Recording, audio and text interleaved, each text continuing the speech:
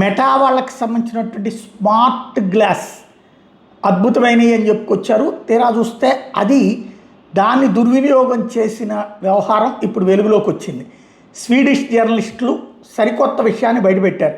Meta Ray-Ban smart glasses ద్వారా Nairobi, Kenya ప్రాంతాల్లో ఉన్నటువంటి కొంతమంది వర్కర్సు మాన్యువల్గా వాచ్ చేస్తున్నారు.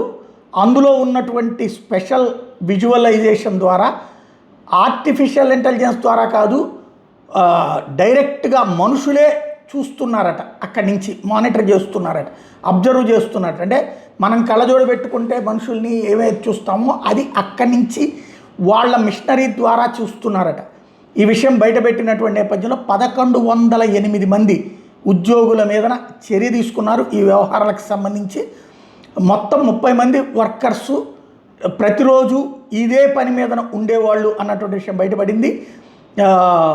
పీపుల్ అన్డ్రెస్సింగ్ కావచ్చు, క్రెడిట్ కార్డ్ నెంబర్స్ కావచ్చు, బ్యాంకింగ్ పాస్వర్డ్స్ కావచ్చు, ప్రైవేట్ మెసేజెస్, ఫోన్ సీక్రెట్స్ కావచ్చు, ఇవన్నిటి వాళ్ళు అబ్జర్వ్ చేశారు అన్నటువంటి విషయాన్ని ఇందులో రీసెర్చ్లో తేలింది. ఈ వ్యవహారం మీద ఇప్పుడు ఏం సమాధానం చెప్తారో చూడాల్సి ఉంది.